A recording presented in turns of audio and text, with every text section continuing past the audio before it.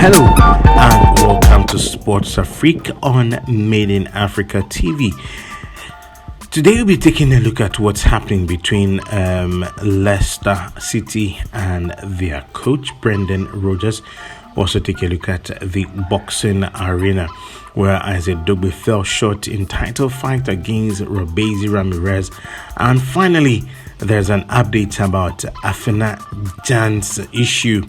The GFA is saying that they invited Afena Gyan early enough. We'll find out all the details in this episode as usual. Subscribe if you haven't. Now let's move on to our first story. So Brendan Rodgers has left his role as Leicester manager after 4 years at the club. Rodgers, who led Leicester to their first FA Cup success in 2021, departed with the Foxes in the relegation zone after Jean-Philippe Mateta's last cup winner at Crystal Palace on Saturday inflicted a fifth leg defeat in 6 games. Sources indicate talks between Leicester bosses and Rodgers took place on Sunday morning when it was agreed it was best for all parties that he leaves his role with immediate effect. So the club statement reads, Leicester City Football Club has reached a mutual agreement with Brendan Rodgers that will see him leave the club after 4 years as our men's first team manager. Brendan departs King's Power Stadium as one of the most successful managers in the club's history, having guided us to our long-awaited first FA Cup triumph in 2021.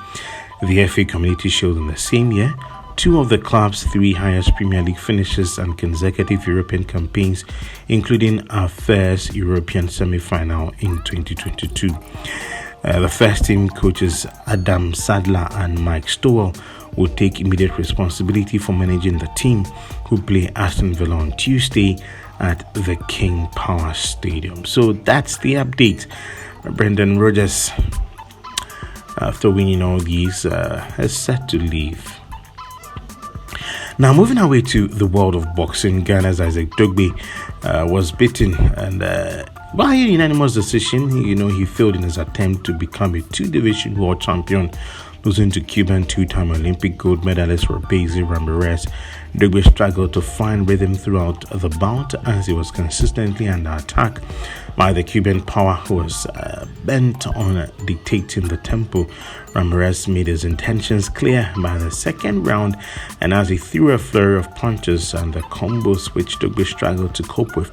It was more of the same in the subsequent rounds, with Dogbe struggling to impose himself. After 12 rounds of excruciating action, the judges were unanimous in their decision, scoring it 117, 110, 118, 109 and 119, 108, all in favor of Robesi Ramirez, who claimed the vacant WBO featherweight title in style.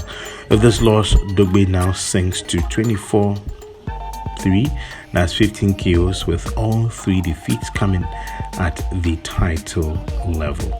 And that will be all for the boxing news.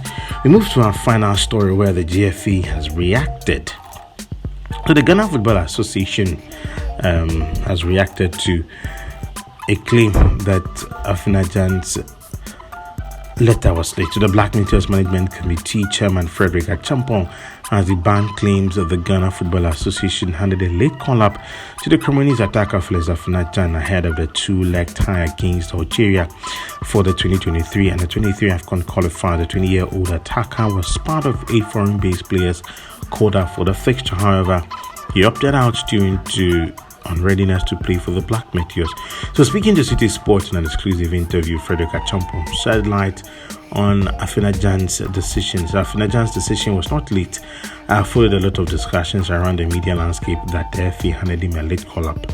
He was one of the foreign-based players we invited. The president of the Ghana Football Association spoke to me personally and told me that I should get to the technical team so we work around the foreign-based players early enough in terms of writing letters to their clubs so they released them on time.